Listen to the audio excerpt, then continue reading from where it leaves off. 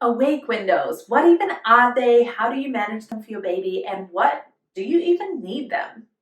Hey, I'm Anna, the owner of Little Wings Sleep, and we have helped over 1,000 babies get incredible sleep. And one of the key pivotal things is awake times. You see, let's dig into this. There is the triangle of sleep. This triangle, the top one here is your body clock. This is your baby's circadian rhythm. Then we have their behavioral understanding of sleep. This is how they communicate sleep, how they understand what sleep is from you, and that is about 50 to 75% of their sleep structure. The last piece is sleep pressure.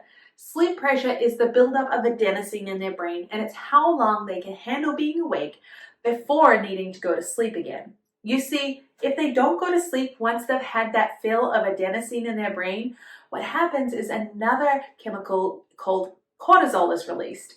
That then goes into their brain and is a fight, flight, or freeze hormone. Instead of functioning from the front of their brain, they start to function from their brainstem, and they can become manic, hyperactive, very grumpy, out of sorts. They can eat a lot more. Their coordination decreases. Anyway, can you tell that it's not great? As well, when you have a baby who is overtired, what you'll see is that we end up having a harder time falling asleep. It means that their cortisol is pumping through their body, and so they find it hard to settle their body. Then they end up with short naps, more night wakings, and early mornings. So, if we need awake times to help manage our baby's body chemistry to support the best sleep possible, what are they and how can we use them? If you want a free chart on when your baby should be going to sleep and how long their wake time should be, you can get that from the link in the caption. However, let's chat about how to use them. So you're going to need to have around about an approximate idea. Each baby is completely different. However, when you hear someone say, Karen at the playground is probably like, my baby is like low sleep needs. Well, my friend, only 2% of the population are actually low sleep needs. So all babies have an incredible need for sleep. In fact, they sleep as much as a tiger does, and they sleep a lot. So if we're looking at a 4-month-old, they need approximately about 2 hours awake. When we get to that 2 hours awake, they're going to start signaling for sleep. That will happen a little bit before, and those are called sleep cues. When we put them down at that full 2 hours, it allows them to then have a really great nap. It means they've got enough of that build up to motivate sleep, but not so much of it where they have that release of cortisol. And there's a couple of things that you should know about awake times. First thing is that at the beginning of the day, it is going to be shorter. They're not going to be able to do a full awake time. Why is this? It's because there's a release of melatonin over the night, and there's residual melatonin in the body. We don't produce melatonin during the day, and that's often also why naps are harder and we need to rely more on sleep skill. The naps are going to continue throughout the day, and those awake times are going to also continue lengthening out. Their last awake time before bedtime is their longest awake time. This is when they can handle the most time awake. Ideally, we want a baby going to sleep at around 7 p.m. The reason being is that is when the best melatonin is produced, and it's the easiest for them to fall asleep without getting overtired. And remember, it makes it easier for them to go to sleep and reduces night wakings, and early mornings are gone.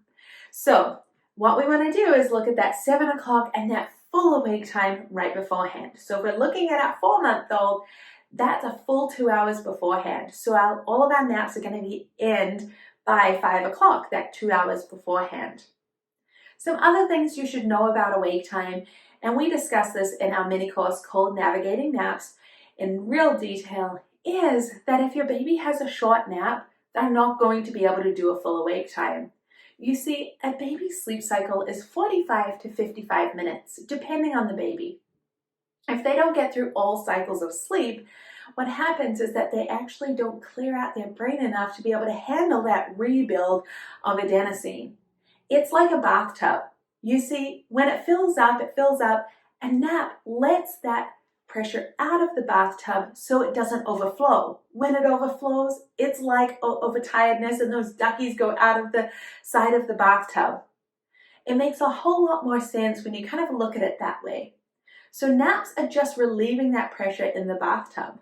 Nighttime, that's just unplugging the drain and letting it all drain out. So nighttime is always our priority, but naps are going to be what supports the night. If we don't prioritize naps, we're going to have a hard night as well. It's a team effort, both with our body clock, our sleep pressure, and our behavior, but also with our nights, our mornings, and our daytime. I know that there's a lot to take in. So head down there, get our wake times chart, and you can also get our nap cheat sheet. That's going to help you really navigate some of those timings when it comes to nap time. Everyone loves a good nap, including me, and I hope you get one today. Hey there, Mama. Are you feeling exhausted, frustrated, and just a little defeated? I hear you, and I've been there, and thankfully, I can help. Let's teach your baby to sleep. I'm talking 10 to 12 hours of sleep each night. Little Wink's Sleep Baby program uses a science-based, gentle, parent-present approach that fosters healthy attachment while teaching independent sleep skills. We don't believe in letting your baby cry it out. This program includes everything you need, such as our insider strategies, both on night sleep and naps, as well as extras like our monthly live Q&A.